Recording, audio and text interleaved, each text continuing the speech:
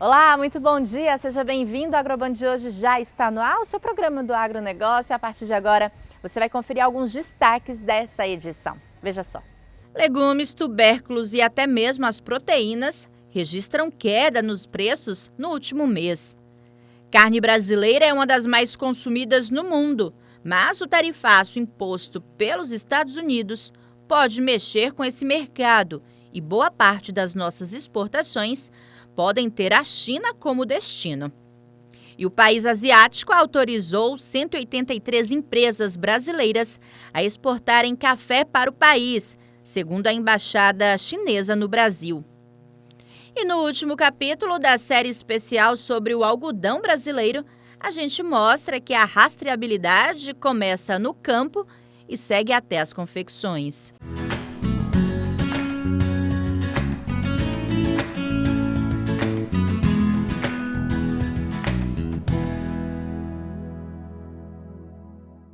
A gente vai começar a edição de hoje com uma notícia boa para quem gosta de fazer feirinha.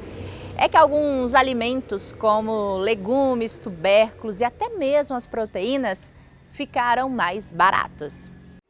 É só a temperatura cair um pouquinho para as sopas e caldos virarem o prato principal dos brasileiros. E quem não abre mão do prato típico do inverno, neste ano tem um motivo a mais para saborear. A queda da temperatura veio acompanhada da queda nos preços dos ingredientes da sopa. Segundo um levantamento do Índice de Preços dos Supermercados, os produtos in natura registraram uma deflação de 6,03% no último mês. Para esse economista, a queda nos preços está ligada à melhora nas condições do clima, o que favoreceu a produção agrícola. O clima ele foi altamente benéfico para todos nós. Esse clima, o que ele faz? Ele não está tão frio, mas também não está tão quente. Então, imediatamente nós estamos trabalhando dentro de uma média. E isso, então, para esse tipo de produto é muito interessante. Você pode ver cebola, você pode ver abobrinha, você pode ver a cenoura. Tudo isso se dá muito bem nesse período. Entre os produtos que tiveram maior redução nos preços estão a cenoura, que registrou queda de 17,62%. A beterraba, com 17,11%. O chuchu, com 12,69%. E a batata, com 11,07%. A boa notícia é que não foram só os legumes que tiveram redução nos preços. Quem optou em enriquecer a sopa com uma proteína como carne bovina ou de frango, por exemplo, também encontrou produtos mais em conta. Entre os cortes bovinos, o acém teve uma redução de 3,58%, enquanto o coxão mole registrou queda de 1,83%. O frango também teve queda de 1,97% no preço. Nós estamos com um problema acentuado, que é o problema político, né? E esse problema político ele trouxe, então, alguma coisa de insegurança na exportação. Automaticamente, então, o produto acaba ficando aqui. Então, se você imaginar um período desse em que todo mundo gosta de um caldo nesse sentido, então o frango somado com os produtos que estão aí em redução, então essa inflação de alimento reduziu muito para nós. Porque se você imaginar há 8 meses atrás, a gente falava sempre no aumento do alimento, né?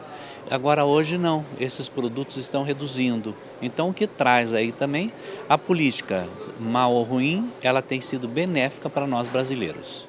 Bom, e a gente fala agora do tarifaço dos Estados Unidos que começou a valer essa semana. É claro que essa medida acaba preocupando alguns setores do agronegócio.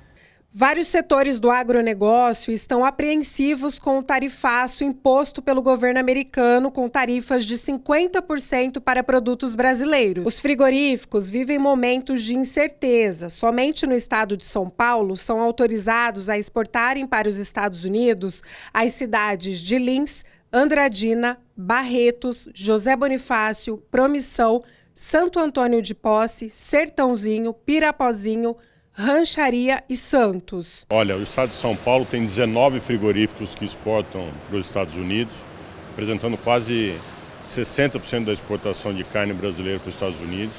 E dentro do estado de São Paulo, somente na região noroeste paulista, são 12 frigoríficos. Então tem um impacto representativo, mas não significa que os frigoríficos pararão de produzir carne. Continuarão produzindo carne, mas com outra destinação e no aguardo que as negociações avancem para que a gente possa retomar o fluxo normal. O setor de carne bovina deve registrar um prejuízo de US$1 bilhão nos próximos 6 meses, com o tarifaço imposto pelos Estados Unidos. Apesar do efeito imediato, a ABIEC defende as tentativas de negociações com os americanos. Olha, no ano passado nós exportamos 230 mil toneladas de carne bovina para os Estados Unidos. E a expectativa nesse ano é que a gente exportasse 400 mil. Até junho, nós já tínhamos exportado 185 mil toneladas. Então a expectativa era de complementar isso e chegar às 400 mil até o final do ano. Se isso não se concretizar, realmente é um déficit de US$1 bilhão aproximado que a gente não fazerá as vendas, né? O decreto de Trump detalha 694 produtos específicos isentos, mas vários itens ficaram de fora, como café, arroz, carne, frutas, etanol. Um grande impacto para a nossa região, principalmente todos os municípios aqui que nós temos, né, esses 102 municípios aqui da região de Rio Preto, 104, que é onde a gente tem as produções de açúcar, álcool, carnes, móveis, tem uma parte de café também, né? Então tudo isso vai trazer um impacto bem negativo. Entendo que assim ainda tem alguma válvula de escape aí, algumas negociações das entidades, do próprio governo, mas pela minha visão assim, os Estados Unidos acabou isentando tudo aquilo que eles não têm, né?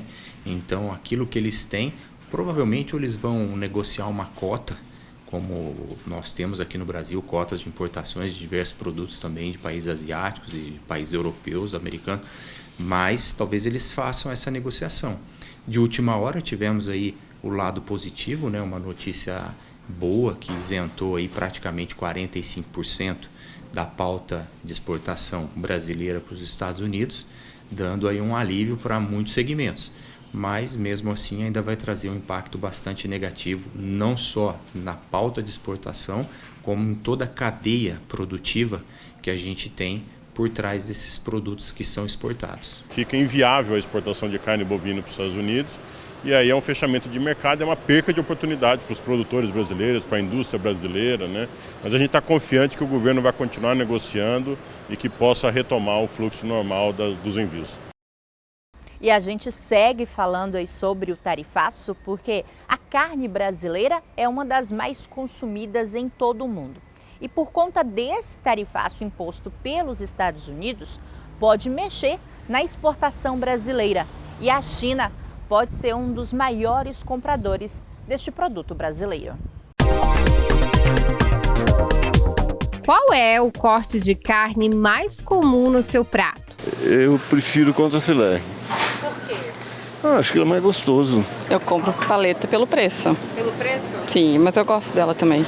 Assim como a Beatriz, os Estados Unidos preferencialmente compram mais nossas carnes dianteiras. No primeiro semestre desse ano, por exemplo, o Brasil exportou cerca de 150 mil toneladas para o país. Mas afinal, que corte de carne é esse?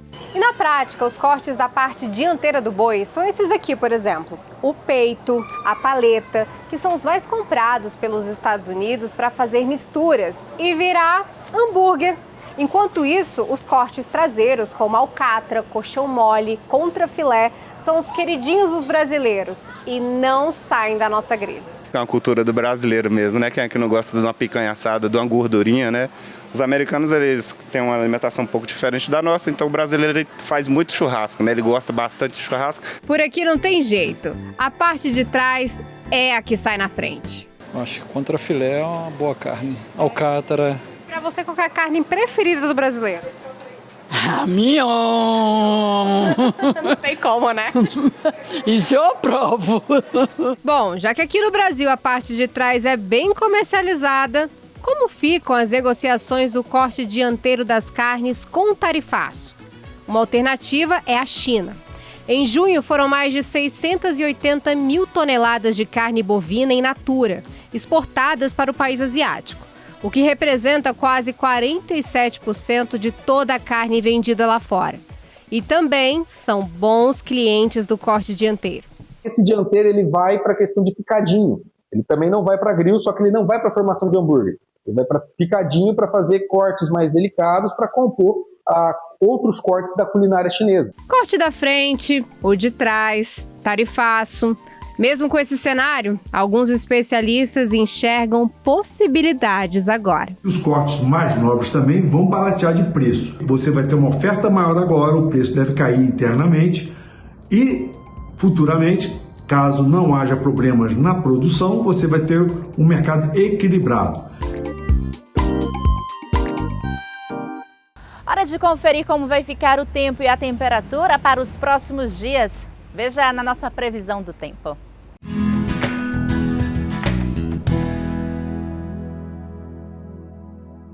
Com a nova frente fria que chega no interior paulista, as temperaturas devem cair. Em Araçatuba, os termômetros vão marcar entre 10 e 31 graus. Bauru também tem mínima de 9 com máxima chegando aos 28. Marília, os termômetros também oscilam entre os 9 e os 28 graus. Presidente Prudente pode marcar mínima de 10 e as temperaturas máximas chegarem aos 29 graus.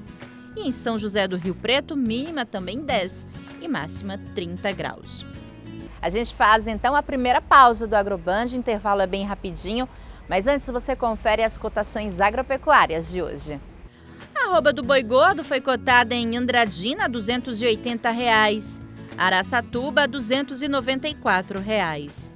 A arroba da carne suína foi negociada no estado de São Paulo, a R$ 156.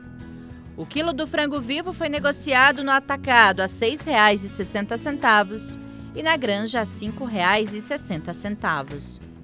O litro do leite foi cotado em São José do Rio Preto a R$ 3,37, em Avaré R$ 3,05. A saca do café beneficiado tipo duro foi cotada em Franca a R$ 1.750 e em Marília a R$ 1.800.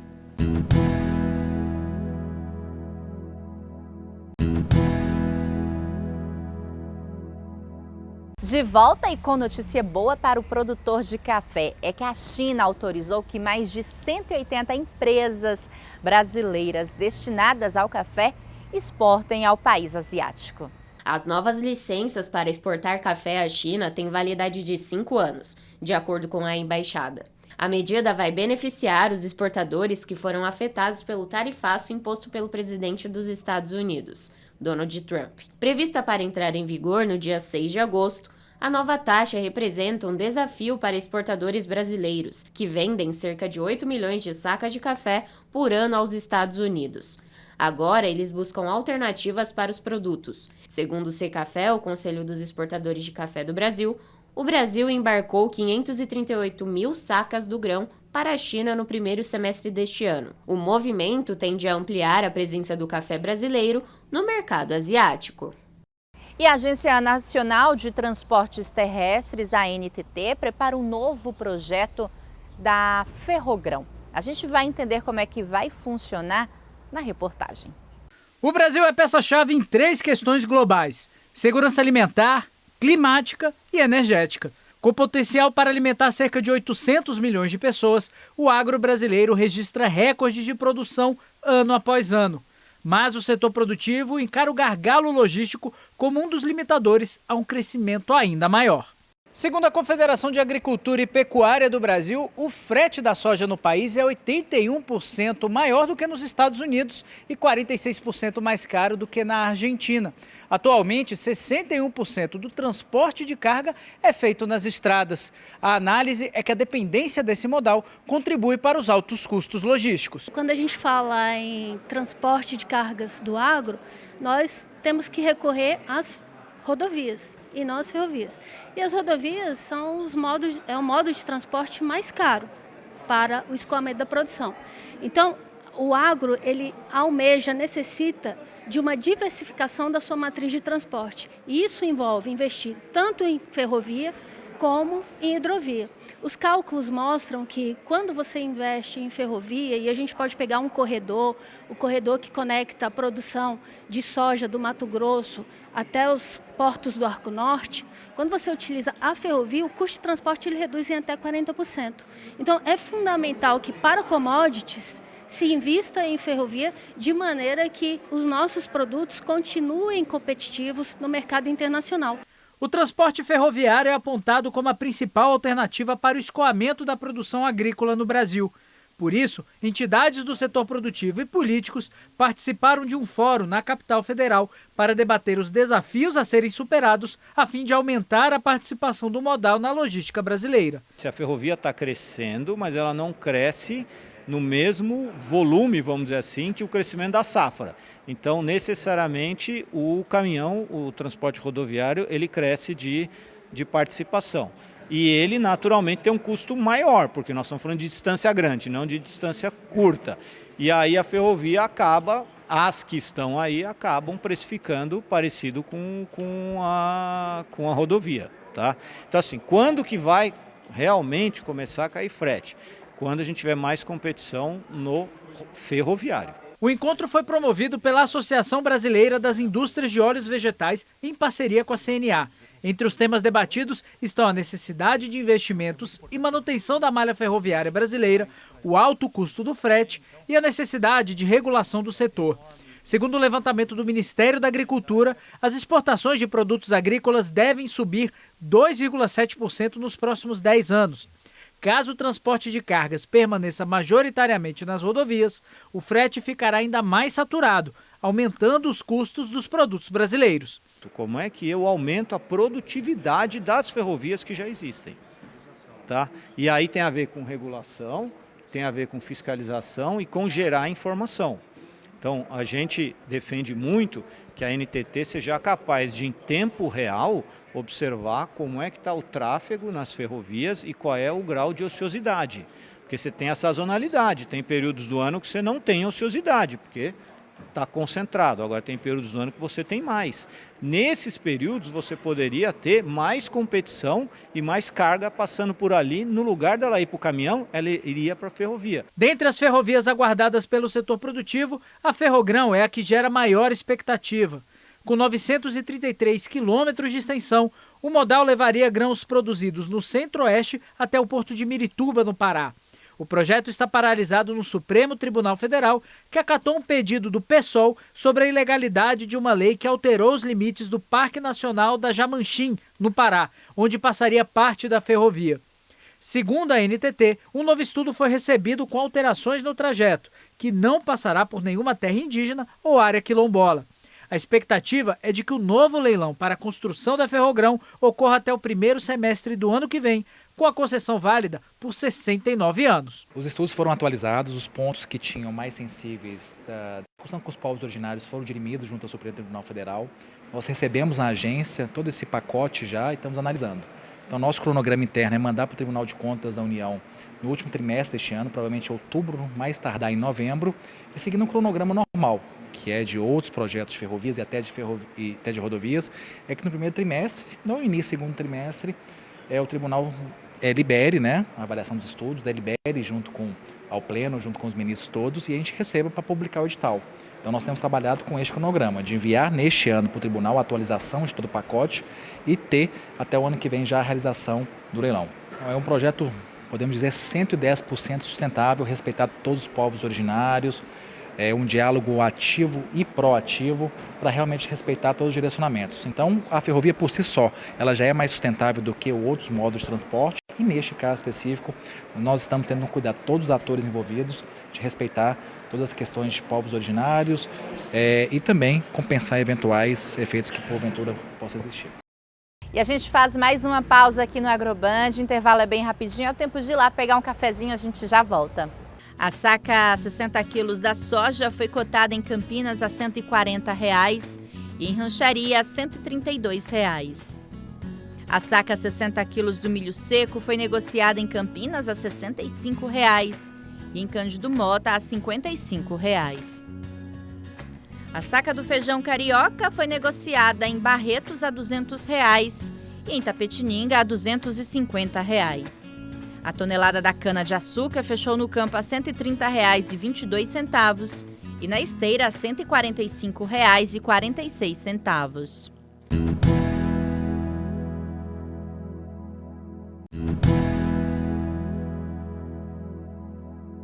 Já estamos de volta e na nossa última reportagem especial sobre o algodão brasileiro, vamos mostrar como a rastreabilidade segue do campo até a confecção.